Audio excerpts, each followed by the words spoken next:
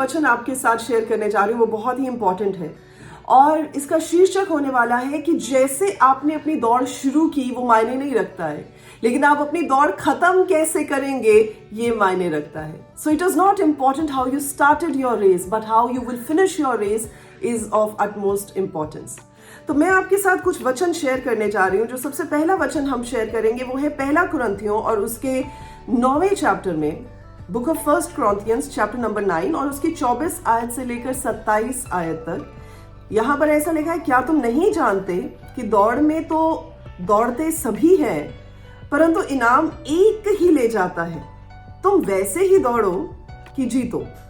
25 हर एक पहलवान सब प्रकार का संयम करता है, वे तो एक मुरझाने वाले मुकुट को पाने के लिए ये सब करते हैं, परंतु हम तो उस मुकुट के लिए करते हैं जो मुरझाने का नहीं।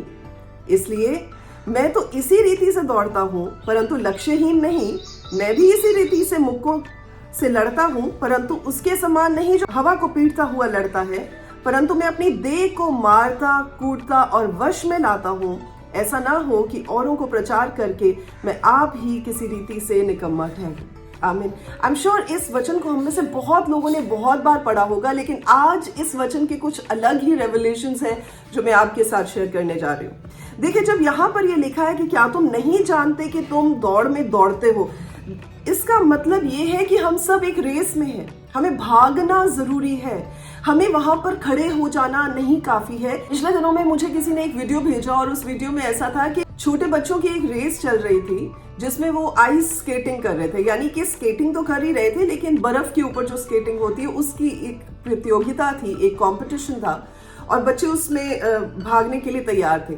जैसे ही सीटी बजती है सब लोग इकट्ठा शुरू होते हैं और कई बच्चे एकदम इकट्ठे होते हैं तो एक दूसरे को जोर से हाथ मार देते हैं, तो उनमें से एक बच्चा नीचे गिर जाता है। जब वो नीचे गिरता है, जब तक वो उठने की कोशिश करता है, संभलने की कोशिश करता है, तब तक बाकी लोग जो है राउंड के ऑलमोस्ट कंप्लीशन पे पहुंच चुके होते हैं। तो मुझे एक बार को लगा, मैंने सोचा शायद ये बच्चा है, इतनी बच्चे में कहाँ समझ होगी, हो सकता है कि वो निराश हो जाए और वो सोचे कि छोड़ो, मुझे क्यों भागने की जरूरत है, अब तो मैं गिर गया हूँ, सबने देखा कि मैंने कुछ गलत नहीं किया, किसी और ने मुझे धक्का मारा और मैं गिर गया।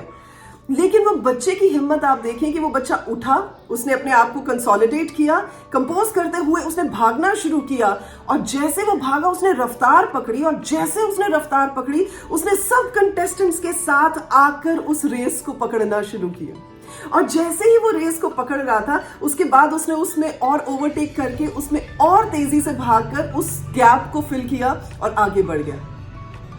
और लास्ट में उस वीडियो में देखा हमने कि वो बच्चा ही रेस जीत गया।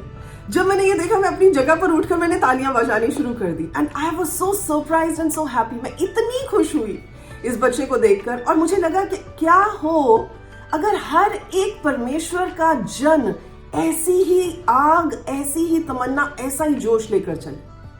देखिए, बहुत सारी ऐसी सिचुएशंस आएंगी, बहुत सारी ऐसी चीजें होंगी आपकी लाइफ में जो आपको निराश कर देंगी, बहुत सारी ऐसी बातें होती हैं। It is not unnatural, it is not, ऐसा नहीं है कि आपके साथ होता है। आपको कई बार लगता है पास्टर जी आपको नहीं पता हमारे साथ कैसे। देखिए, हर किसी के साथ होता है, हर किसी की लाइफ में ऐसी सिचुएशंस आती हैं, हर किसी की लाइफ में उतार और चढ़ाव आते हैं, पर हम जो परमेश्वर के लोग हैं सबसे पहली चीज जो हमें याद रखनी जरूरी है वो ये है कि हमें भागते रहना है, हमें रुक नहीं जाना है कि नहीं दूसरा आगे निकल गया, मैं नहीं भाग सकता, नहीं भाग सकते तो उठे तो सही, शुरुआत तो करें। देखिए, परमेश्वर का वचन हमें इस बात को बताता है कि विश्वासी जन चाहे 7 बार भी गिर जाए, परमेश्वर उसे उठाकर खड़ा करने वाले परमेश्वर है। हमारे पास जो प्रोमिसेस है शायद वो स्पोर्ट्समैन के पास ना हो, लेकिन स्पोर्ट्समैन के पास डिटर्मिनेशन होती है, उनके पास एक जुनून होता है कि मुझे जीतना है। अब यहां पर भी जब आप देखते हैं लिखा है, क्या तुम नहीं जानते कि दौड़ में दौड़ते तो सभी हैं परंतु इनाम एक ही लेकर जाता है, तुम ऐसे दौड़ो कि उस इनाम को जीतो। यानी हम लोग परमेश्वर की ओर से जब हम रोमन्स की किताब पढ़ते हैं, चैप्टर नंबर 8 पढ़ते हैं, वहां पर ये बात कही गई है कि हम जयवंत से भी बढ़कर हैं प्रभु यीशु मसीह में। सो दैट मीन्स कि हमारी जीत जो है वो पहले से ही तय कर दी गई है। सो हम लोग उस पोजीशन से नहीं लड़ते हैं या उस पोजीशन से नहीं भागते कि पता नहीं जीतेंगे कि नहीं जीतेंगे, पता नहीं ये जीत का जो इनाम है हमें मिलेगा भी कि नहीं मिलेगा। हम ऑलरेडी विजेता घोषित किए हुए लोग हैं। People of God, we have to understand, हमें इस बात को समझने की जरूरत है कि हमारी जो लड़ाई है, हमारी जो रेस है, वो लूजर पॉइंट ऑफ व्यू से नहीं है, वो विजेता पॉइंट ऑफ व्यू से है। एक बार मैं एक मैच देख रही थी, तो बचपन की बात है, उस समय बड़ा शौक होता था, बहुत क्रेज होता था इंडिया पाकिस्तान के मैच का। तो उस समय हमें पता लगा कि जी इंडिया पाकिस्तान का मैच है, लेकिन हमने मिस कर दिया और अगले दिन पता चला कि इंडिया ने वो ट्रॉफी जीत ली है, वो वर्ल्ड कप। और जब वो मैं रीप्लेस देख रही थी, हमारे घर में और भी लोग देख रहे थे, तो जितनी बार वो विकेट गिरती थी इंडिया की, तो सब लोग ओ, तो फिर हमें याद आता था नहीं नहीं नहीं, कप तो इंडिया ही लेकर गया है, तो ऑलरेडी हम जीत चुके हैं, तो फिर हम लोग नॉर्मल हो जाते थे। फिर जब अगली विकेट उड़ती थी तो हमें लगता था ओ ये तो फिर से विकेट चली गई, लेकिन हमें फिर याद आता था नहीं नहीं, कप तो इंडिया ही लेकर गया है ना, तो कोई टेंशन नहीं, एक विकेट 2 विकेट जाती है तो कोई टेंशन नहीं। पर इस बात का आज भी मेरे माइंड पर बहुत गहरा असर है।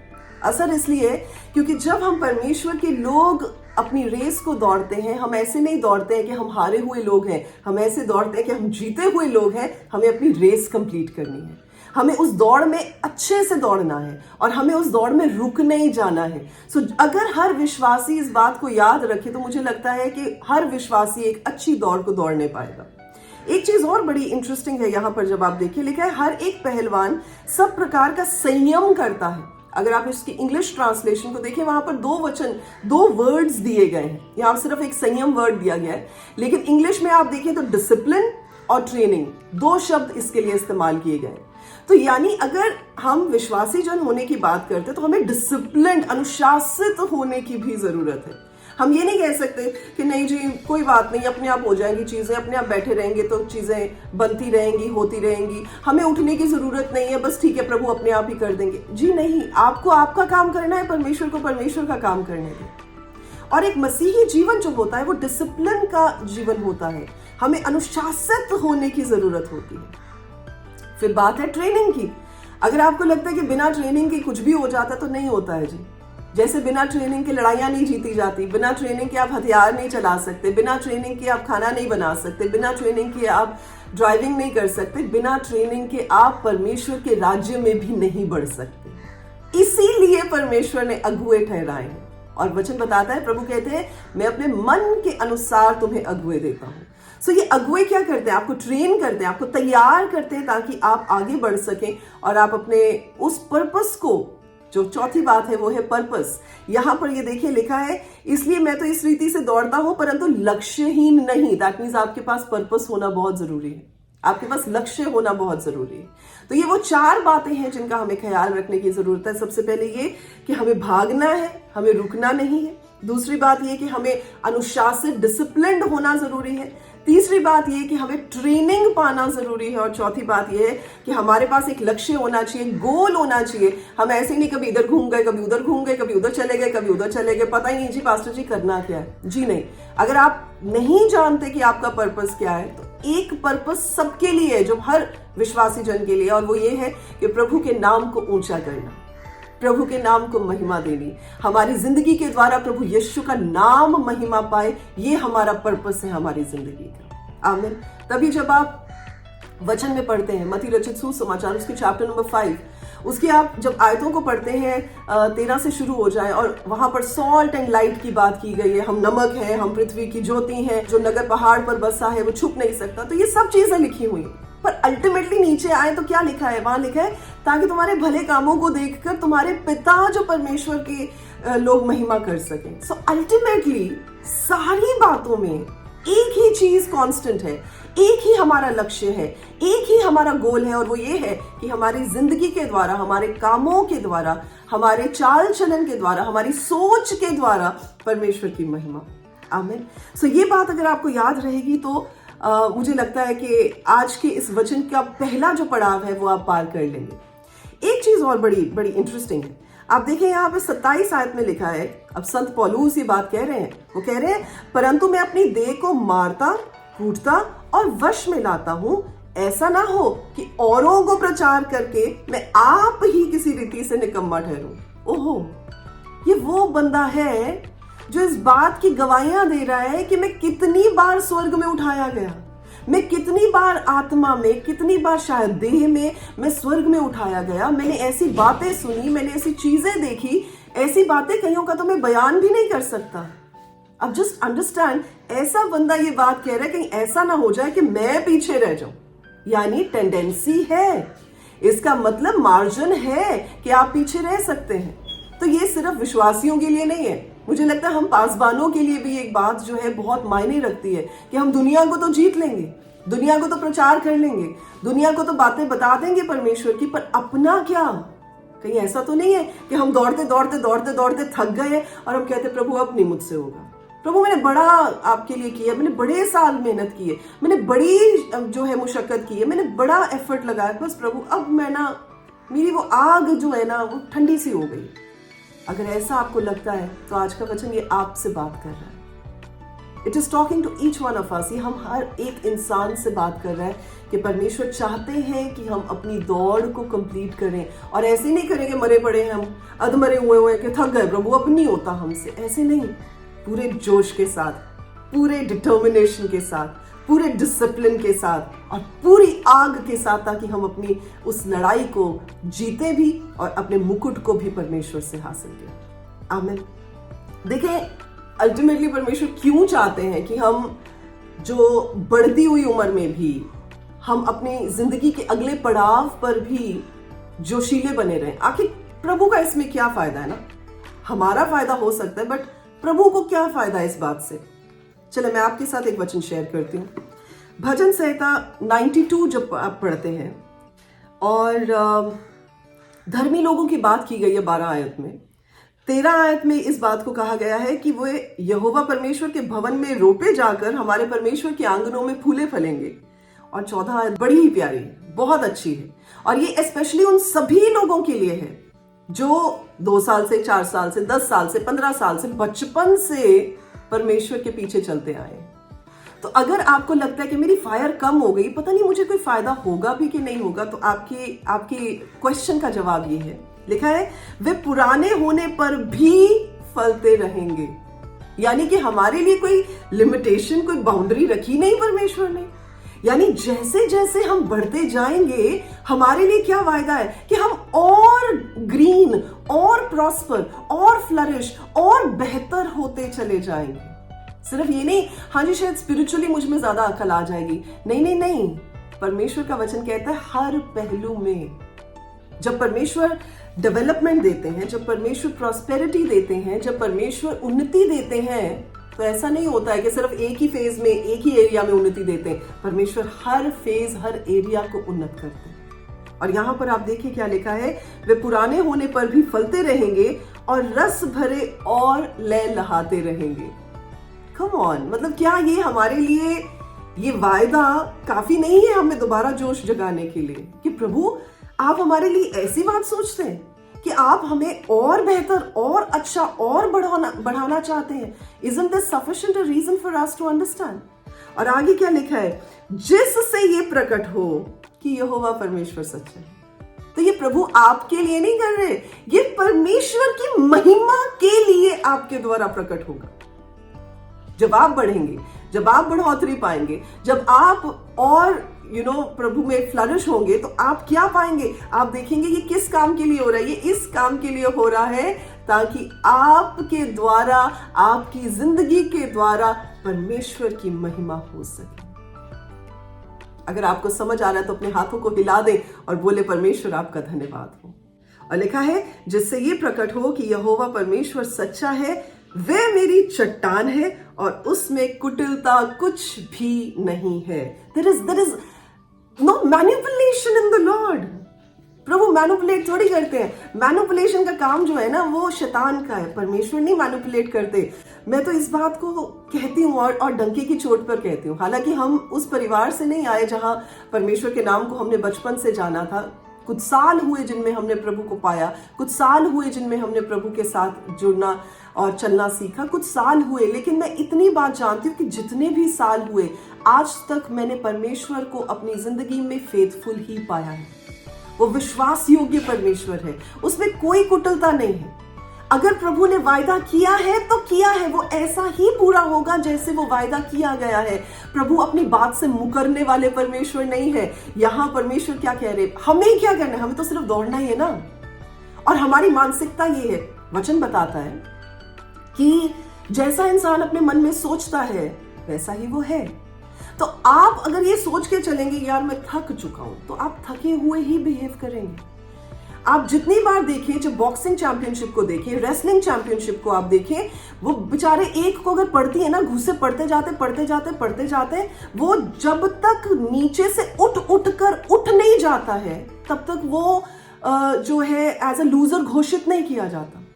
जितनी बार वो उठेगा एक उम्मीद के साथ उठेगा कि अब शायद मैं सामना कर सकता हूं, तो क्या हम सीख नहीं सकते? तो जब तक आप पड़े नहीं रहेंगे तब तक आप विजेता ही हैं। अगर आप खुद ही हथियार डाल देंगे कि प्रभु अब नहीं कुछ करना, अब नहीं कुछ हो सकता, तो फिर आप उसका कोई जो उपाय नहीं है। लेकिन अगर आप दोबारा उठते हैं इस बात को जानते हुए कि मैं एक विजेता का क्राउन ले चुका हूं, मैं एक विजेता की ट्रॉफी ले चुका हूं और एक मैं विजेता की मानद खड़ा होऊंगा, मेरा परमेश्वर मुझ पर भरोसा रखता है, मेरा परमेश्वर मेरे साथ खड़ा है, तब आप लड़ पाएंगे, आप चल पाएंगे, आप अपनी दौड़ को कंप्लीट कर पाएंगे। इस बात का हमें ध्यान रखना है। अब 27वीं आयत में कह रहा है संत पौलुस कि कहता है कि ऐसा ना हो कि मैं औरों को प्रचार कर रहा हूं और आप किसी रीति से निकम्मा ठहरूं। तो जैसे मैं बात कर रही थी कि हम पासवानों पर भी बहुत बड़ी जिम्मेदारी है, और इसका एक प्रमाण हमें पहला कुरिन्थियों उसका 3 चैप्टर जब आप देखते हैं उसकी 12 और 13 आयत में भी मिलता है। देखिए यहाँ पर वो नींव की बात की गई है कि जो नींव प्रभु यीशु मसीह है, कोई दूसरी नींव नहीं डाली जा सकती। लेकिन यदि कोई इस नींव पर सोना या चांदी या बहुमूल्य पत्थर या काठ या घास या फूस का रद्दा रखे तो हर एक का काम प्रकट हो जाएगा। ये पासबानों के लिए भी है, ये बिलीवर्स के लिए भी है, ये सबके लिए। यानी जो भी हम करेंगे, जो भी हम काम करेंगे, जो भी हम परमेश्वर के सामने लेकर आएंगे, जो भी हमारी जिंदगी का जो लेखा होगा, वो सब कुछ परखा जाएगा। किसी गलत फहमी में मत रहिएगा कि नहीं जी मैं तो बॉर्न क्रिश्चियन हूं, मैं तो शुरू से ही परमेश्वर के पीछे चलता हूं, ओ हमने तो बचपन से प्रभु का नाम सुना हुआ है। देखिए सिर्फ नाम सुनने से नहीं होगा, आपके काम दिखाने चाहिए कि आप परमेश्वर के लिए कैसी नींव के ऊपर कैसी चीजें रख रहे हैं, कि आप सॉलिड कर रहे हैं या फिर घास फूस ही रख रहे हैं। अब संत पौलुस इस लेवल पर पहुंच के भी डर रहा है और वो कह रहा है ऐसा ना हो कि कहीं मैं पीछे रह जाऊं। इसलिए मेरे अजीजों, हमें इस बात को समझना जरूरी है कि हमारी दौड़ शुरू कैसे हुई है वो मायने नहीं रखता है। How we began, how we started, वो मायने नहीं रखता है। कैसे आप चल रहे हैं वो भी मायने नहीं रखता है। हाँ, लेकिन वो आपके आने वाले कल को निर्धारित करेगा। आपको कैसे चलना है? आपको एक विजेता की मानद चलना है, आपको एक विनर की जैसे चलना है, आपको एक ट्रॉफी पाए हुए इंसान की मानद अपने आप को लेकर चलना है। आमीन। यहूदी कल्चर में कहावत है, जैसे हमारे इंडिया में भी काफी कहावतें, काफी मुहावरे होते हैं। तो यहूदी कल्चर में एक कहावत है जिसमें कहते हैं कि जो इग्नोरेंट इंसान होता है, जो अज्ञान व्यक्ति होता है, उसके लिए बुढ़ापा एक सर्दी के मौसम के समान है। इंग्लिश में ऐसे लिखा है, for the ignorant old age is winter. यानी जो समझ नहीं सकता, मूर्ख इंसान है, उसके लिए उसे लगेगा कि बुढ़ापा जो है वो सर्दी के मौसम के जैसा है। लेकिन उनके कहने के अनुसार ये है कि जो ज्ञान के साथ भरा हुआ है, जो समझदार इंसान है, उसके लिए बुढ़ापा एक ऐसा समय है जिसमें वो अपनी फसल को काट सकता है। अब आप ये पूछ सकते हैं पास्टर नहीं तो कौन सी फसल? देखिए, जो आप जिंदगी जी रहे हैं, जो काम आप कर रहे हैं, जो जिंदगी में आप करते हैं, वो सब वो बीज की मानद है जो आप डालते जा रहे हैं, और एक समय आएगा कि आप उसी फसल को काटने पाएंगे। तभी वचन में लिखा है कि मूर्ख मत बने, परमेश्वर जो है वो ठट्ठों में नहीं उड़ाए जा सकते। जो आप करेंगे वही आप रीप करेंगे, वही आप वापस पाएंगे। मेरे अजीजों, इस बात को आप याद रखें कि जो आज आप कर रहे हैं, अगर आप निराशा बो रहे हैं तो आप फिर ये नहीं कहेंगे कि मैं बुढ़ापे में जाके हाँ मैं बड़ी उम्मीद जो है उसको रीप करूंगा। नहीं हो सकता। अगर अभी आपने निराशा बोई है, अगर अभी आपने बुरी चीजें बोई हैं, बुरी आदतें बोई हैं, तो आप कल के दिन में उसको कैसे अच्छी हार्वेस्ट पा सकते हैं? तो एक मुहावरा हमारे भारत में भी बोला जाता है कि बोए पेड़ बबूल का तो आम कहां से पाए। तो जब बबूल के पौधा लगाया, उसके बीज बोए हैं, तो आम थोड़ी एक्सपेक्ट कर सकते कि हाँ अब आम आ जाए। अब नहीं आएंगे आम, वो काम पहले करना था आपको। आई होप आपको ये बात समझ आ रही है। सो इसलिए अगर आज आप कहें कि नहीं नहीं छोटे छोटे स्टेप्स में कुछ नहीं होता है, आज कर लेते कल ठीक हो जाएंगे, आज कर लेते कल सुधार लेंगे, जी नहीं, ये ग्रेजुअल प्रोसेस होता है जो आज ही से शुरू करना पड़ता है। आमीन। एक बात, परमेश्वर के एक बड़े अभिषिक्त दास रहे हैं जिनका नाम रहा है D.L. मूडी। आप में से काफी लोग जानते होंगे, वो अपने समय के बहुत अभिषेक से भरे हुए प्रभु के दास रहे।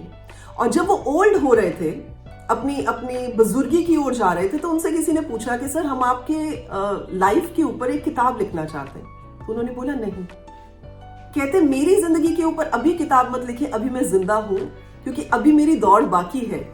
क्योंकि ये मायने नहीं रखता कि मैंने दौड़ कैसे शुरू की, ये मायने रखता है कि मैं अपनी दौड़ कैसे खत्म करूंगा। देखिए कितनी बड़ी बात, ये वो सुलझा हुआ इंसान ही कह सकता है जो परमेश्वर के वचन में डीपली रूटेड है, जो परमेश्वर के वचन में तैयार है, जिसे पता है कि मैं अपनी कैपेसिटी में यहां तक नहीं पहुंचा, प्रभु के साथ पहुंचा हूं और आगे भी ले जाना प्रभु का अनुग्रह होगा, मुझे प्रभु के साथ साथ चलना है। हालेलुया। सो उन्होंने इस बात को कहा था, कहते कि मेरा एंड देखें और उसके बाद किताब लिखें। सो ये बात उनसे सीखने वाली है। अब आपका ये क्वेश्चन हो सकता है कि पास्टर नहीं तो ऐसे कौन से लोग हैं जिन्होंने अच्छी दौड़ शुरू की और क्या हो गया, ऐसी क्या प्रॉब्लम हुई कि उन्होंने दौड़ जो है अच्छे से कंप्लीट नहीं की। देखिए बाइबल में बहुत सारे ऐसे लोगों का वर्णन है जिन्होंने बहुत अच्छी दौड़ शुरू की, बहुत अच्छी जिंदगी जी और एंड में आके सब कुछ मैसअप कर दिया। और कुछ ऐसे लोगों के बारे में भी है जिन्होंने बुरी तरह उस दौड़ को शुरू किया लेकिन एंड में आके उन्होंने बहुत अच्छा कर दिया। सो मैं ज्यादा डिटेल्स में नहीं जाऊंगी, मैं एक एक एग्जाम्पल के साथ आपको जो है थोड़ा सा एक्सप्लेन करना चाहूंगी। अगर हम सुलेमान के उदाहरण को देखें, एक बार आप निकाल ले जरा पहला राजाओं, book of first Kings chapter number 11। Urdu में इसे आप पहला सलातीन भी कहते हैं। यहाँ पर जब आप पहले 5 आयतों को पढ़ते हैं तो यहाँ पर आप देख पाते हैं और कि कैसे सुलेमान राजा ने अलग अलग जगह की जो प्रिंसेस थी उनके साथ शादी की, को जिन लोगों के साथ प्रभु ने मेल मिलाप करने से मना किया था उन्हीं की लड़कियों को ब्याह लाया।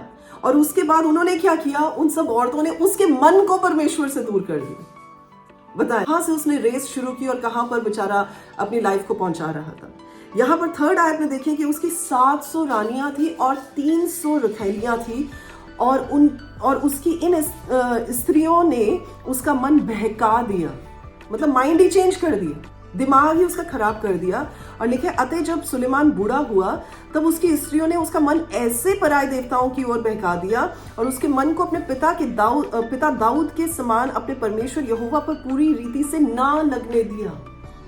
दैट मीन्स आपकी जिंदगी में कौन आ रहा है, किसको आप अलाउ कर रहे हैं, वो बहुत मायने रखता है। अब ये वही बंदा है जिसने बड़ी बड़ी बातें लिखी, जिसने नीति वचन लिख दिए, प्रोवर्ब्स लिख दिए, जिसने सॉन्ग्स ऑफ सोलोमन लिख दिए, जिसने एक्लियास्टिस लिख दिए, व्यवस्था विवरण लिख दिया। ये वो बंदा है जिसने इतनी समझदारी की बातें की, जिसने अपनी दौड़ परमेश्वर के साथ किस बात पे शुरू की कि प्रभु मुझे कुछ और नहीं चाहिए, मुझे सिर्फ अकल चाहिए, मुझे सिर्फ बुद्धि चाहिए, और प्रभु ने इतना कुछ उसे दे दिया। वो इंसान जिसके लिए प्रभु ये बात कहते हैं वचन में कि उसके जैसा पूरी धरती पर अक्लमंद बंदा कोई नहीं था, उसकी अकल पर पर्दा पड़ गया। मेरे अजीजों, लेट अस अंडरस्टैंड दिस। हमें इस बात को समझना जरूरी है। कोई भी बंदा फूल प्रूफ नहीं है। कोई भी बंदा ये बात नहीं कह सकता कि नहीं जी मैं तो नहीं टसकमस हो सकता, मैं तो बिल्कुल परमेश्वर के साथ चलता रहूंगा। आपको नहीं पता होता कि कब आप स्लिप कर जाए। इसलिए हमें परमेश्वर के फजल की, प्रभु के अनुग्रह की जरूरत होती है। और यहां पर आप देखें सब कुछ होते हुए भी वो ही जस्ट स्लिप्ड। और आपको लगता है ये ऐसे अचानक ही एक दिन ही स्लिप कर गया? जी नहीं, जैसे मैं आपको बता रही थी, इट इज अ प्रोसेस। आज आप सोच रहे होंगे कि पास्टर नहीं तो क्या फर्क पड़ता है, बच्चों को मोबाइल फोन दे दें, थोड़ी देर के लिए टिके रहते हैं, थोड़ी देर के लिए तंग नहीं करते। आपको नहीं पता लग रहा कि कब वो मोबाइल फोन की एडिक्शन उनकी जिंदगी को जकड़ लेगी और फिर उसमें से बाहर निकालना आपके लिए मुश्किल होगा। आपको आज ये लग सकता है चलो कोई बात नहीं, आज फ्राइड खा लेते हैं, कल भी फ्राइड खा लेते हैं, हमारा तो लाइफस्टाइल ही फ्राइड खाने का है, हम तो ये चीजें खा लेते हैं, और कल आपका कोलेस्ट्रॉल बढ़ जाए तो आप ये नहीं कह सकते कि जी मैं बहुत ख्याल रखता था, ये कैसे बढ़ गया। आप पीछे अपनी जिंदगी को देखें, आपकी स्टेप बाय स्टेप प्रोग्रेस के साथ आप रिजल्ट देखते हैं। कोई भी चीज अचानक नहीं होती।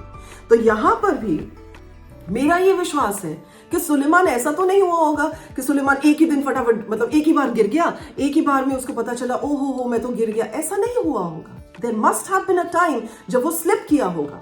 There must have been time जब उसने अपने आप को रियलाइज किया होगा। हो सकता है कई जगह पर संभाला हो, कई जगह पर गिरा हो, लेकिन फिर उसने अपने आप को अलाउ कर दिया कि वो गिरता गिरता गिरता गिरता गिरता चला जाए। मेरी अजीजों, ये हमारे लिए वार्निंग सिग्नल है। कहीं हम तो ये गलती नहीं कर रहे, कहीं हम तो ज्ञानी बनकर अज्ञान तो नहीं हो रहे। सो it is a warning signal for us.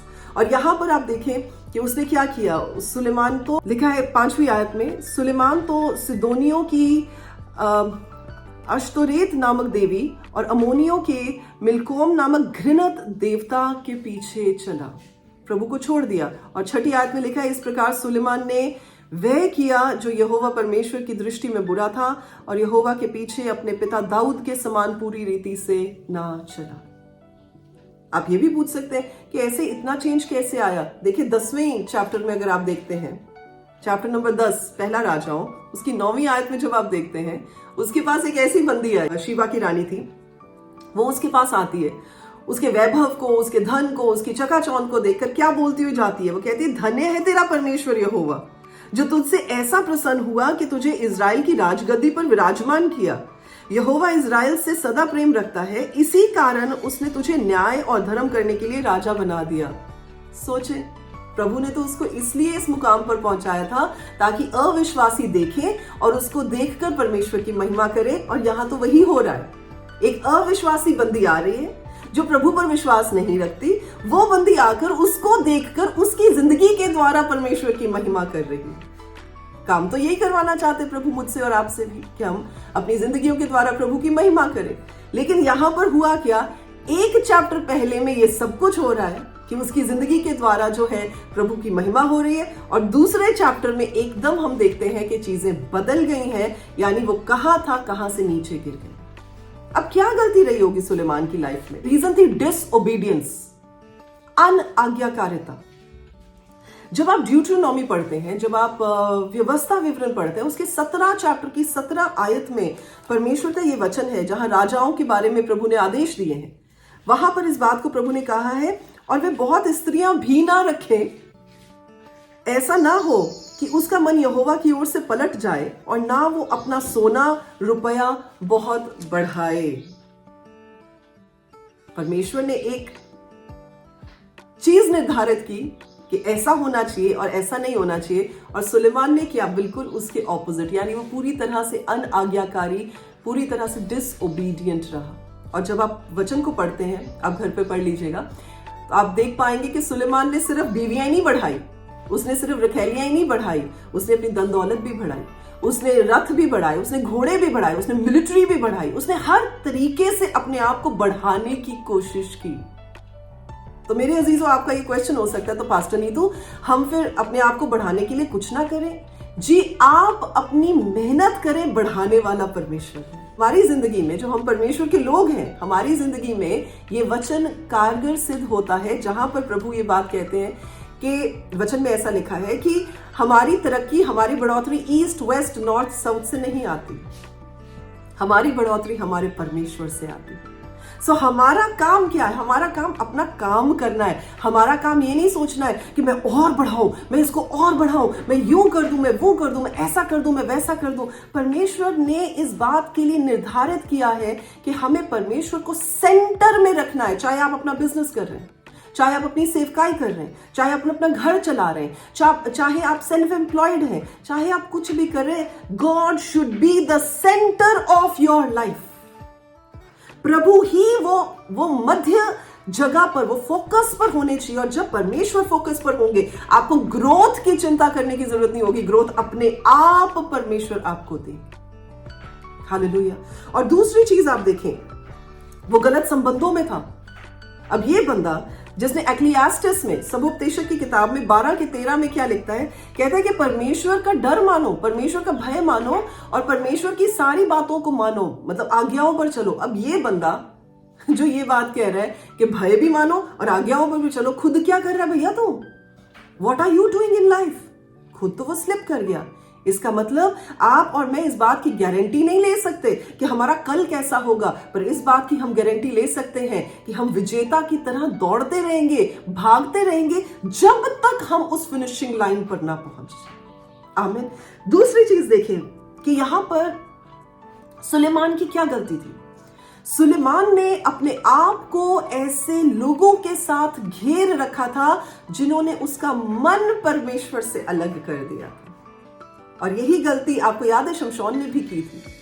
औरत के चक्कर में फंस गया था और उसको भी लस्ट की वजह से, उसको भी उस बुरी आदतों की वजह से उसने क्या किया, अपना अभिषेक खो दिया और फिनिशिंग लाइन देखे कहां जाकर कहां पहुंच गए। तो इसलिए हमें इस बात को, मैं सिर्फ ये जवान बच्चों के लिए नहीं ये बात कह रही हूं, जवान बच्चों को हम बार बार समझाते तो हैं, लेकिन ये हम सबों के लिए लागू होती है ये बात कि हमें इस बात का ध्यान रखना जरूरी है कि हम कैसे लोगों के साथ जुड़े हुए हैं, कैसे लोगों के साथ घिरे हुए हैं, क्योंकि जैसे आपकी संगति होगी अल्टीमेटली आप वैसे ही हो जाएंगे।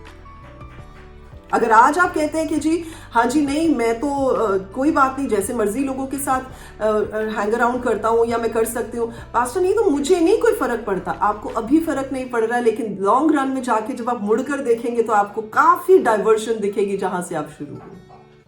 जो बात मैं आपको बार बार समझा रही हूँ, it's a gradual change, it is a gradual thing. एकदम नहीं कुछ दिखेगा आपको, एकदम नहीं हो जाएगा कुछ, धीरे धीरे धीरे धीरे होगा। हालेलुया। सो ये दो एग्जाम्पल्स हैं जो हम देखते हैं कि एक शमशोन का और एक सुलेमान का, कि जिन्होंने गलत संगति की वजह से, गलत डिसीजंस की वजह से, डिसोबीडियंस की वजह से, लस्टफुलनेस की वजह से परमेश्वर से अपने रिश्ते को खराब किया, और हम देखते हैं कि कहां जाकर उन्होंने अपनी दौड़ को खत्म किया। अब एक सिर्फ छोटा सा एग्जाम्पल मैं आपको दूंगी नए नियम में से, पौलुस का। संत पौलुस, जिसे हम शाऊल के नाम से जानते हैं, कहां से उसने अपनी दौड़ शुरू की।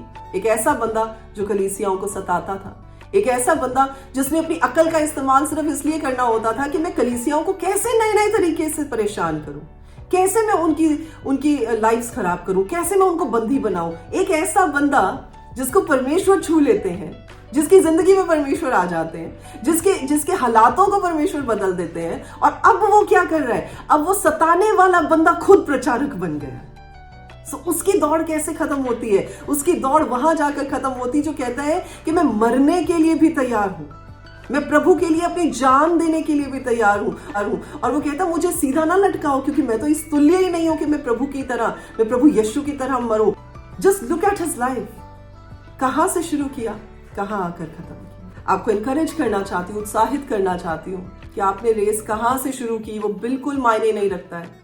आप ये ना कहें कि जी मैं तो पता नहीं प्रभु को जानता नहीं था, अभी 2 साल ही तो हुए, 3 साल ही तो हुए, जितने भी साल हुए हैं। अगर आप बोले हाँ जी मैं तो बचपन से जानता था लेकिन अभी तक कुछ नहीं इतना कर पाया, तो कोई बात नहीं, स्टार्ट फ्रॉम टुडे, आज से शुरुआत कर लें। क्या पता आपकी जिंदगी में भी आज से परमेश्वर कोई बड़ी चेंज को ले आए। और मेरा विश्वास है कि आज का ये वचन आपकी लाइफ में काम करेगा, क्योंकि हमारी शुरुआत मायने नहीं रखती है, हमारी जहां से हमने बिगिन किया वो मायने नहीं रखता है, लेकिन कहां जाकर हम खत्म करेंगे वो हमारे लिए मायने रखता है। तो इस रेस में हताश मत होए, दौड़ते रहे, अपना काम करते रहे। और मैं बहुत बार इस बात को कहती हूँ, मुझे लगता है कि मेरे हर पर्सनल जो जगहों पर मैं प्रचार करती हूँ, मैं इस बात को हमेशा बोलती हूँ, आप अपना काम करें, परमेश्वर का काम प्रभु को करने दें। आप प्रभु के काम में आने की कोशिश ना करें, लेकिन आपका जो काम है उससे भी आप पीछे ना हटें। So do what you have to do, let God do what he has to do. आमेन। आइए इस समय हम प्रार्थना करते हैं। जिंदा जलाली जयवंत परमेश्वर, आपका धन्यवाद देते हैं प्रभु, आपके जैसा कोई नहीं है, और हम आपका धन्यवाद देते हैं आपके वायदों के लिए, आपकी महिमा हो प्रभु, आपके वचनों के लिए मेरे प्रभु, आपका नाम ऊंचा हो प्रभु। आपने हमारी जिंदगियों को छुआ है ताकि हम आपके लिए प्रभु वो पात्र ठहर सके जो आपकी महिमा के साथ भरे हुए हैं, जो आपकी महिमा और जलाल के लिए इस्तेमाल किए जाते हैं। तो होने दे मेरे राजा कि आज जिसने भी इस वचन को ग्रहण किया है, जिसने भी प्रभु आज इस वचन को सुना है, ये वचन उनकी जिंदगियों में घर कर जाए प्रभु। इस वचन का एक भी अंश शैतान की ताकतें चुराने ना पा सके, लेकिन प्रभु वो भूमियां जो तैयार आपने करके आज इस वचन को प्रभु आपने उनकी जिंदगियों में बोया है, ये वचन आप नर्चर करें, ये वचन प्रभु आप तैयार करें, ये बड़ा पेड़ बनकर प्रभु फलदायक हो और बहुत सारा फल लेकर आए आपके राज्य के लिए मेरे परमेश्वर। और जैसे जैसे प्रभु आपके लोग आगे बढ़ते जाएं और इस वचन को पकड़ते हुए चलते जाएं, वो जानने पाए कि प्रभु आपने उन्हें इसलिए रचा है ताकि वो जैसे जैसे बड़े होते हैं, जैसे जैसे बुजुर्ग होते हैं, और रसीले और फलदायक होते चले जाएं और उनके पत्ते मुरझाने ना सके। मैं सारी की सारी प्रार्थना को विश्वास के साथ आपके पवित्र नाम यीशुआ में मांग लेती हूँ और विश्वास करती हूँ कि आपने आमीन में इन बातों को पूरा किया है, प्रभु यीशु के नाम में, आमीन आमीन।